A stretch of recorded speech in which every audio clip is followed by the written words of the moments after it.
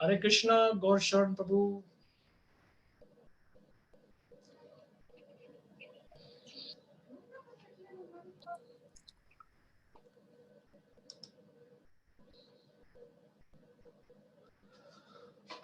All right, so I got the message from, I can't see who's that. Maybe it's Gaur Sharan or someone else. To please begin. So I hope that's for me, and I will begin now. Hare Krishna, Brajrani Mataji.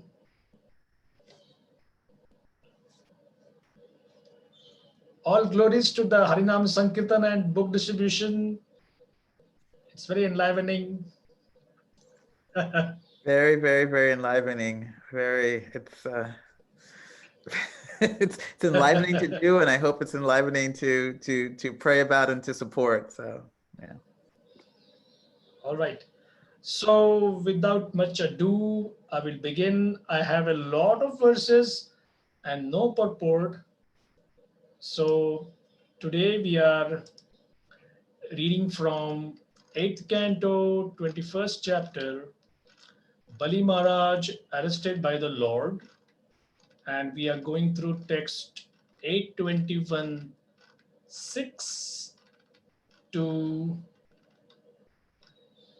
23, because the 23rd verse has a purport. Om Agyanatimirandasya Gyananjana Shalakaya Chakshurunmilitam Yena Tasmai Shri Gurave Namaha. I won't be reading the entire Sanskrit one because it will take about half the allotted time just to read the Sanskrit. So we'll just go with the English. I hope all of you or most of you are familiar with the background. We are now reaching that point of this 8th canto pastime where Bali Maharaj will be arrested for not fulfilling the promise given to Lord Vishnu, who has come as Vamandev. But before that, now we see how, seeing the most auspicious appearance of Bali, we see all the denizens of the heavenly planets, the upper planets, they are so happy. So this particular verse 6 and 7 of the 21st chapter says that they worship the Lord by offering fragrant flowers, water, padya, arghya, sandalwood pulp and aguru pulp, incense, lamps, fused rice, unbroken grains, fruits, roots and sprouts. While so doing, they offered prayers indicating the glorious activities of the Lord and shouted, Jai, Jai. They also danced, played instruments, sang, sounded conch shells, and beat kettle drums, in this way worshipping the Lord. Just a few stray comments from me. The worship of any great personality is called puja, so, or archan. So you'll get all of these various kinds of words used in Srimad Bhagavatam. The paraphernalia for worshipping also more or less kind of common to the tropical countries. We have fragrant flowers, seasonal flowers, water, padya. Padya means if it is very cold, then slightly warm water, or if it is very hot, then cool water for washing the lotus feet. Arghya is a combination of auspicious things like milk, yogurt, and honey, and that is padya is offered to the lotus feet. Arghya is offered to be tasted. Sandalwood pulp, again, those of you going through the New York snow blizzard, you cannot think of offering a cooling sandalwood pulp to guests who come to the temple. So this is more like hot weather, and you give somebody cooling pulp on their forehead and they're very happy. A guru is a very aromatic substance, very rare, and it is like madly fragrant, like one little bit and would fill the whole room with sweet fragrance. Incense is the agarbatti or the doop sticks, lamps, fused rice. Another thing which is very common all over India, you get this various places. It's called by different names, and it's very, very freely available, not very expensive, but very auspicious. And then akshata or unbroken grains. I think at least I know Yashoda Dulal Prabhu will understand what unbroken grains are. Akshata, the word. Akshatam is not broken. Fruits, roots, and sprouts. I think sprouts would go very well with today's health conscious macrobiotic diet people. But sprouts were also offered as a item of worship. And while this is being offered, prayers indicating the glorious activities of the Lord. Now, this is one thing which is always it comes up in Srimad Bhagavatam. Two things I was so happy, and I'm trying to remind myself again and again. Why does the Lord take incarnation? Why does the Lord accept an incarnation? Why does he come again and again? So that he can exhibit his glorious activities. And as jivas, why are we given a tongue? What's the purpose of our tongue? Well, we can either use the keyboard to speak or we can use the microphone to speak. But actually, the purpose of the tongue is to glorify the activities of Krishna. Text 9 talks of Jambavan. Jambavan is a personality who comes in the Ramayana as one of the main battle heroes, the war between Ram and Ravana. And just after Hanuman, we find Mainda, Dvivida, Nala, Nila, Angada, Sugriva, and Jambavan being a special case because he belongs to the species of bears. It's called Riksha Rajaha. Riksha here means a form of a bear. So, I mean, we may have the picture of a polar bear in front of our minds, but that's not exactly what Jambavan is. He can speak like a human. He's extremely wise, phenomenally powerful, and he also joined this ceremony. Sounding his bugle in all directions, he declared a great festival for Lord Vamandeva's victory. Somewhere else in the Srimad Bhagavatam and other Purana that is described how seeing Vamandeva's glorious lotus toe reaching far upward, Jambavan decided to perform a quick 3 times circumambulation of the Lord's auspicious lotus foot. So he is glorified for that. Now the scene changes. Text 9. When the demoniac followers of Maharaj Bali saw that their master, who had been determined in performing sacrifice, had lost all his possessions to Vamandev, who had taken them away on the plea of begging 3 pieces of land, they were very angry and spoke as follows. So here you have a part of the cosmic population becoming happy and a part of the cosmos becoming very unhappy. Why is that? It's because of priorities. It's because of whom do you consider as your leader. So the followers of Maharaj Bali are described here as demoniac, asura, swabhartu, their own master, was being cheated. And this is what they said. Text 10. This Vaman is certainly not a Brahmana, but the best of cheaters. Actually, it is interesting that they are calling him the best. Because in one sense, Vishnu Maya Vinam Varaha. Srila Prabhupada once said that whatever you think, whatever you may conceive, whatever activity, Krishna is the best of that. You cannot beat Krishna even in some of the most nefarious activities from your own materialistic angle.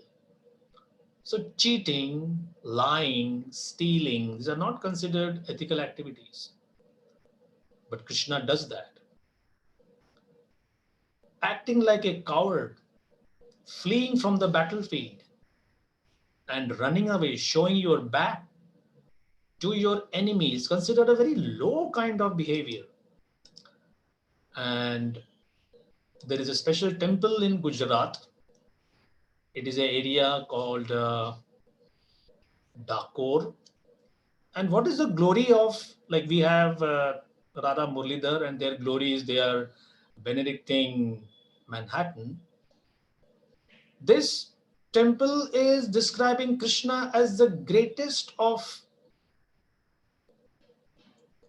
not turncoat exactly, but the greatest of weaklings, somebody who ran away from a battlefield. Rana chod. Rana is a battlefield or a battle, and chod is one who ran away. So they say in the local Gujarati language, Mandir ma kon che, who's in the temple? And the devotees themselves answer, Raja Ranchod che. It is the King Ranchod, the best of all those who flee away from a battlefield. So even as a coward, Krishna's actions are glorious. He steals, but we call him Makhanchor. He dances with other people's wives, so to say, not exactly correct, but still, we call him Gopi Jana Vallabha. So, in the Ishopanishad, Krishna is described as his association in. Prabhupada was a chemist, by the way. He liked to use that knowledge which he had as a chemist.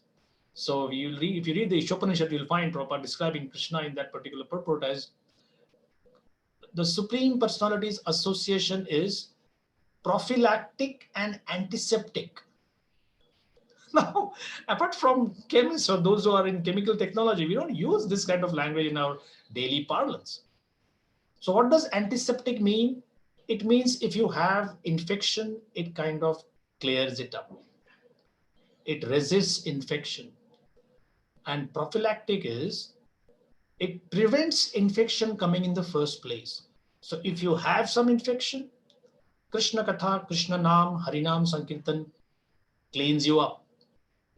And while doing that thing in devotional service, again Krishna Katha and Harinam prevents more infection from taking place. So Krishna's association in all situations is always good. Krishna, even if he wants to, now he will never want that, but even if he wants to, he cannot wish ill or have any ill effect on anyone because of his association. So this Vaman is certainly not a Brahmana, but the best of the cheaters, Lord Vishnu. Assuming the form of a Brahmana, he has covered his own form, and thus he is working for the interests of the demigods. Deva Karyam Chikirshati. He is doing Deva Karya. What does Deva Karya mean? The work of the demigods.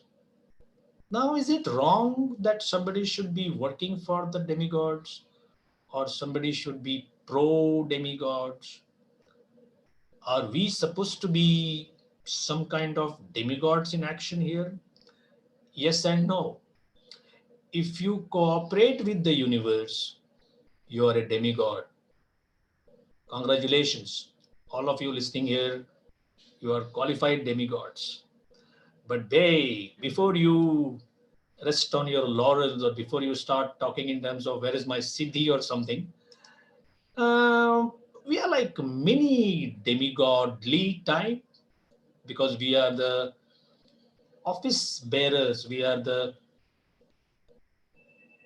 those who do the work of demigods.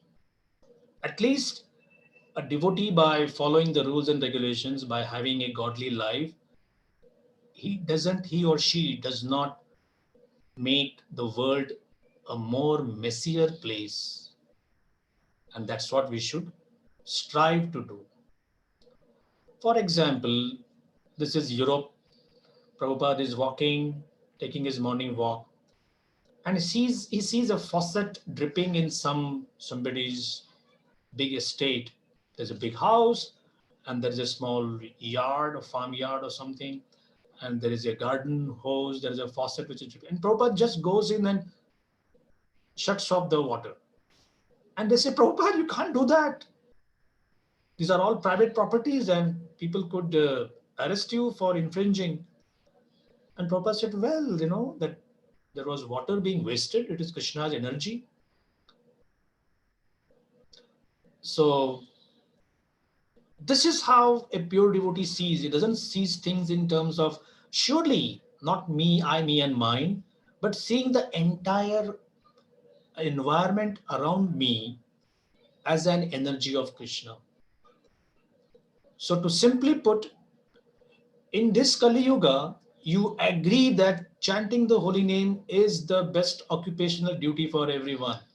You do your bit in participating in Harinams, distributing books, living a godly life. You qualify as a demigod.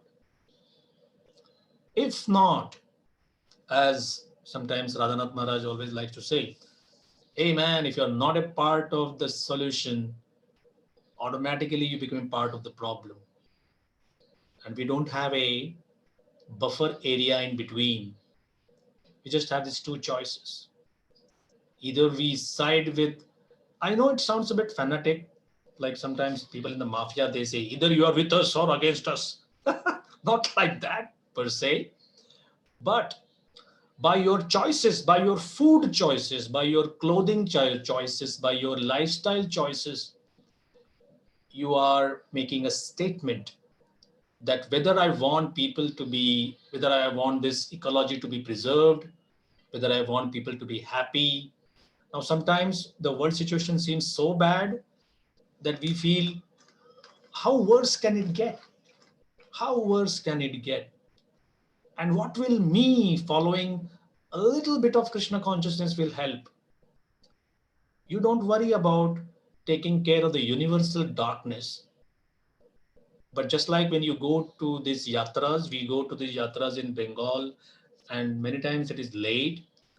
And then you find, especially in this sweet little village called Sri Khanda, we should visit this at least once in our life when we are in Gaurmandal Bhumi, doing parikrama about Mahaprabhu's places.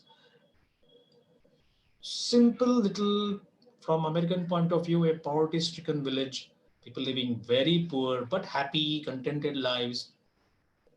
And when we were late, our yatra party, our about 1,500 devotees were doing Harinam and going. And in front of every small house, there would be a little lamp. Now, the purpose of the lamp was twofold. It was evening time, so they light a lamp, but it was also meant to give a little bit of relief from the darkness because it was all dark. There were no street lights there. So, somebody might say, what will my small lamp will do to help the world situation? Certainly, you cannot take care of the world's darkness. Hey, at least that small lamp will take care of the few square feet of darkness in front of you. If that's what your role is, one small book given, one holy name chanted, one favorable opinion taken from a passerby, somebody looks at us and just waves. Look at the Hare Krishnas here, having a nice time. We also want them to say, look at the Hare Krishnas here, giving a nice time, spreading warmth everywhere. So that much at least we can do. So that's the Deva Karya. So anything we do in Krishna's interest is called the Deva Karya.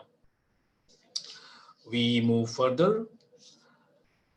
Now the followers are glorifying their own master. Our Lord Bali Maharaj, because of his position in performing the yajna, has given up the power to punish.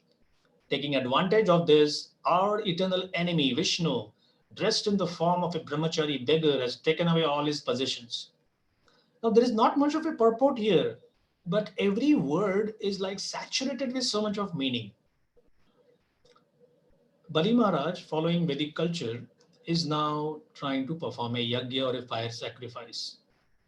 So while he's doing that, he cannot do the function of a ruling king, that is to punish someone, reward someone, or whatever. So he is now, the followers are thinking that because he cannot punish anyone, therefore this Vishnu got away. Therefore he took advantage. And look at their words. Our eternal enemy, Shatruna. How can Vishnu be anybody's enemy? For that matter, people always say, how can God become someone's enemy? Samoham sarvabhuteshu name dveshosti na priyaha. Krishna loudly proclaims, Arjun, I don't have any favorites. I don't play favorites. There is no one who is dear to me and no one who is my enemy. But if you come to me as a friend, as a devotee, I reciprocate. So please understand, God never punishes, God never rewards. God simply reciprocates. Krishna as Brahma, as when we say God is everywhere, is in every atom, there is not much of a reciprocation. Krishna as Paramatma, the Lord in the heart, he is simply looking at your computer screen and is telling that these were the desires you had. You want to go ahead? Please go ahead. Oh, you don't want that? Fine, no issues. I'll take care of that. So we have to give the final choice. There is a free offer for cheap alcohol, New Year special. He said, no, I'm through with that.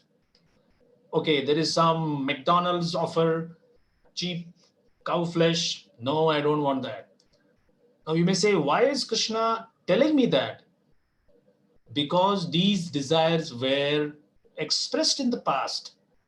When we tell Krishna, I don't want these past desires to come in front of me, and please, for the future, for the rest of eternity, stop that. Then Krishna tests your sincerity and then he takes that away. So nothing in our life comes our way just by chance. For example, you may choose to go midtown via First Avenue or Second Avenue or Third Avenue, whichever. Whichever avenue you will take, you will find those particular billboards there. I'm just giving a simple Manhattan example.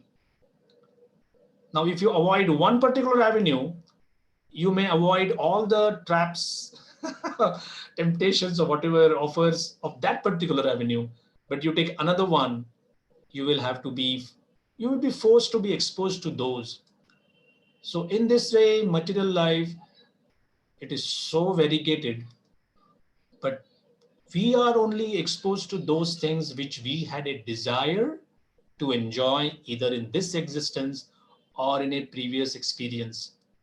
And we have to take a conscious choice that Krishna, no more. I don't want this. And then looking at the seriousness, Krishna decides how much to be given, how much to be withdrawn. That's the Paramatma's duty. But as Bhagavan, as Shamsundar, as the loving coward boy of Vrindavan, this reciprocation goes at a maximum level. Now here, there is so much of love which can never be experienced in the lower realms. So when we say Hare Krishna, oh Krishna, please engage me in your service, we are not just satisfied by saying, oh, I know God is everywhere. Oh, there is some higher power.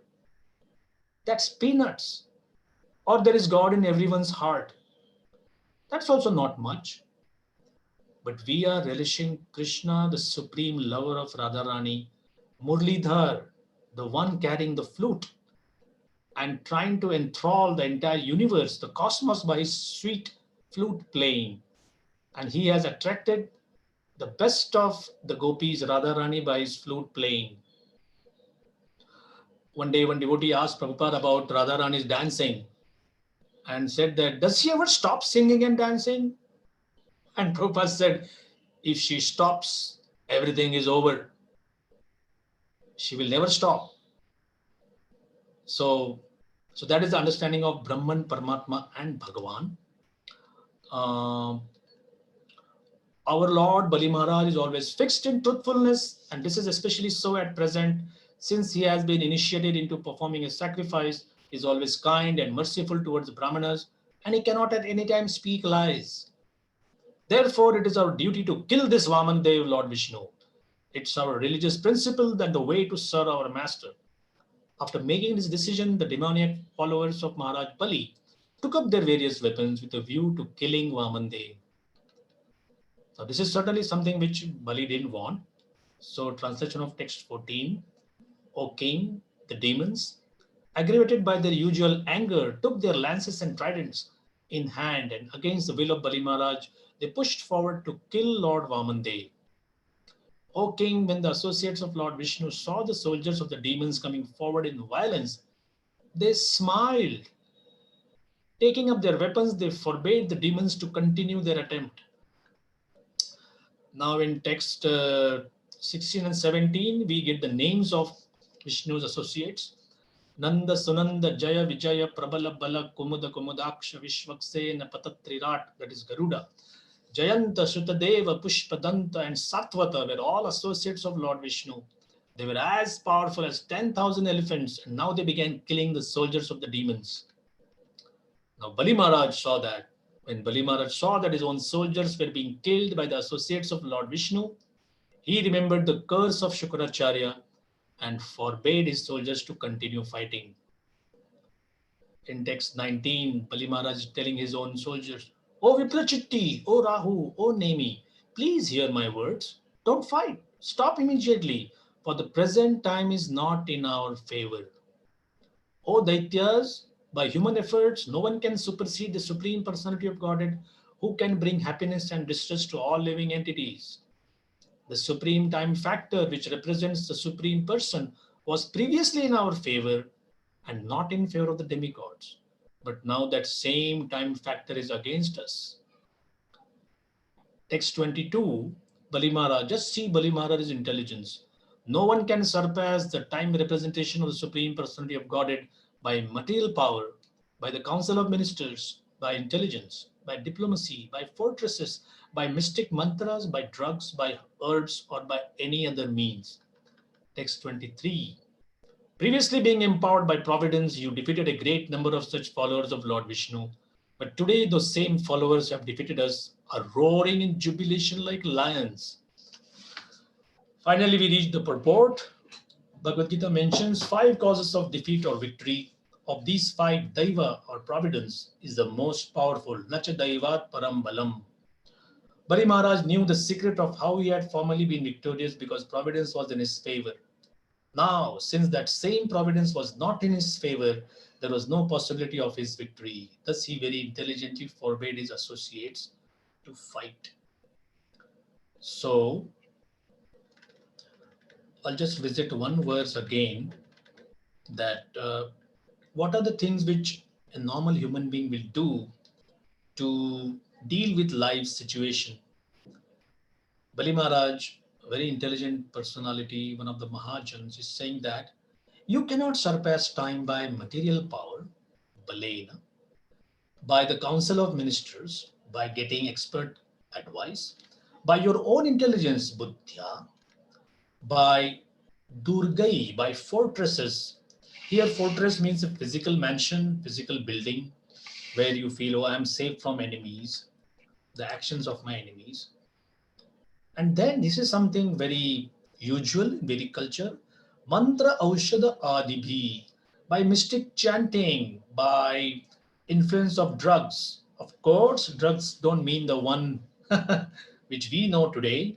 Here, drugs means the healing power of herbs, and shama, that is by sama. Sama means by diplomacy. So what does one do then? If the time factor is so powerful, how does one deal with that? In the purport, Prabhupada explains the 5 influences on any particular action, and Daiva is considered the most powerful. Srila Prabhupada used to, this is my last point for the day, Srila Prabhupada used to always say one quote from the hitopadesh, that how does one act in life. So the understanding is, this is that verse, udyamena hi siddhyanti karyani na manorathai, nahi suktasya simhasya pravishanti mukhe mruga. One has to work and work hard. Only then you can achieve your goals, not with daydreams. And what is the answer? Animals like the deer, they do not enter the mouth of a sleeping lion all on their own. A lion cannot say that, hey, I am the boss, I am the king, and you are my prey. I'm supposed to eat you. So every day, one of you just present yourself in front of me and I'll get my food. No, you have to work hard. So a simple thing like establishing a temple, establishing a cultural project like the Bhakti Center in the heart of Manhattan, it takes hard work. At the same time, we can see that Krishna, as the time factor, always allows things to come in our lives slowly, slowly, slowly. I belong to the Chowpatty temple. I know what is the meaning of staying in a urban atmosphere. And you would always say, Maharaj, we want more space, more space, more space. And all the time he would say, chant, chant, chant, serve Krishna. Gopinath will not give you an extra inch unless he sees that all the previously given inches are used properly. So space is a premium, time is a premium. The opportunity to serve in a urban situation is a premium. So the first part is udyamena siddhyanti. Devotees have to work and work hard. But sometimes we say, hey, as devotees, we're not supposed to work hard, right? We are not supposed to work hard for sense gratification. For Krishna's sake, we can work as hard, as it is needed.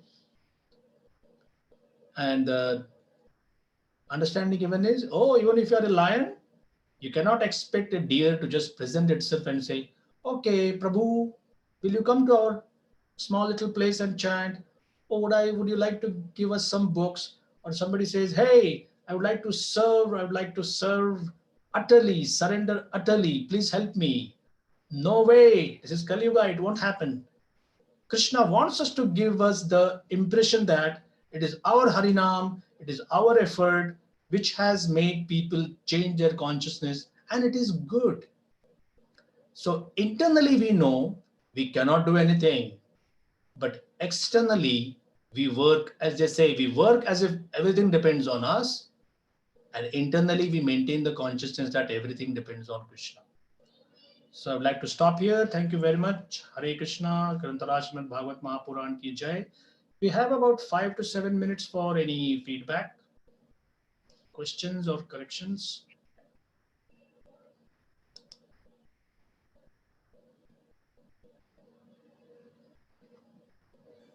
Hare Krishna, Shyamananda Prabhu, Dhanavad Pranam, Sister Yashoda Dulal Das.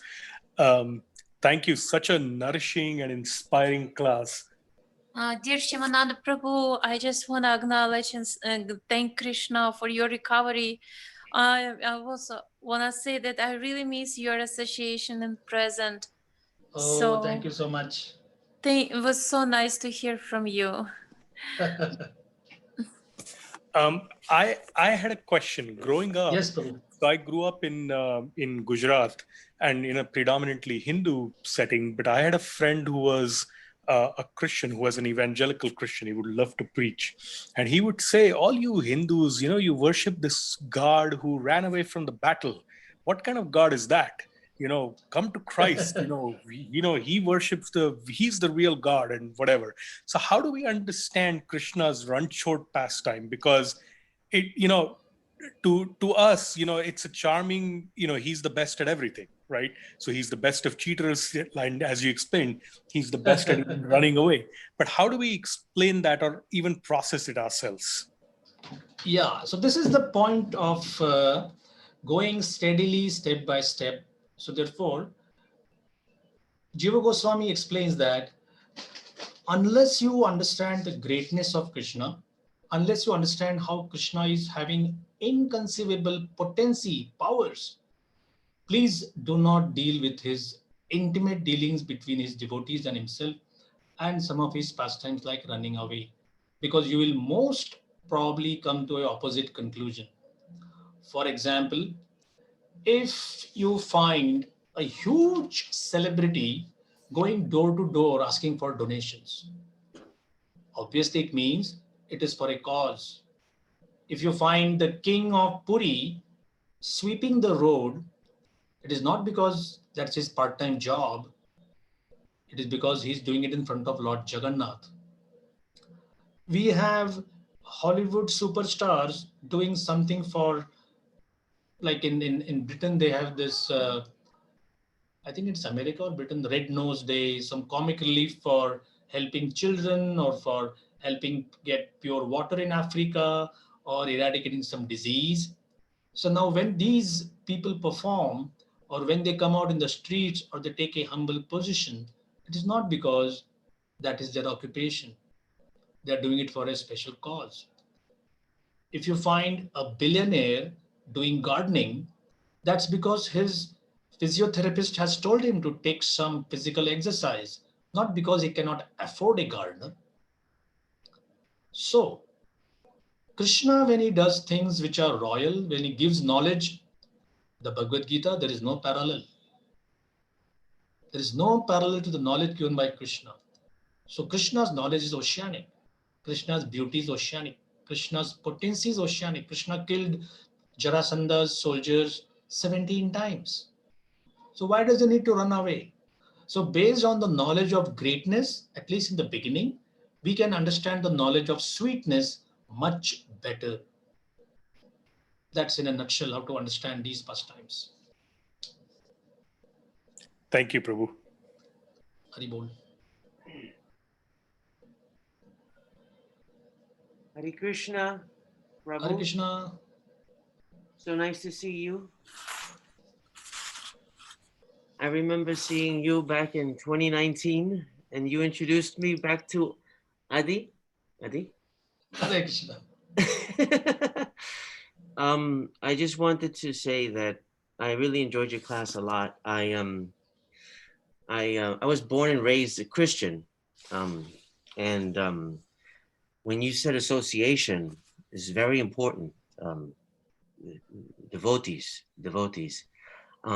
I read a scripture in 1 Corinthians chapter 15, verse 33 that says, be very wary that bad associations spoil useful habits. So I think that, every time my mind wants to go one way, then the other way, then this way, then that way, I think about, Adipurusha. He always says, just chant the holy name and see if you can come and do something for Krishna. Ask Krishna, what can I do? Krishna, how can I be of service? And I've done that, and I see that, the being of service to Krishna, helping others to understand Krishna or get a taste of Krishna with the prasadam distribution has been very, very helpful, beneficial for them, of course, and of course for me and for my family.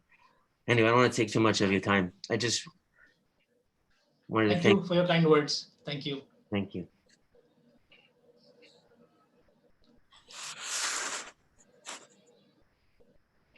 Hare Krishna. Thank you so much for this class. Thank you so much, Dandavat Pranams. Dandavat Thank Pranam. you always. You made a couple of points that I think will stick with me, hopefully. One of which is, don't worry about the universal darkness. Just be the light around your own space. Yeah. And you do that in small ways. I think that's really important because we can get really caught up in the sort of universal darkness and what's going on with the world and all those kinds of things.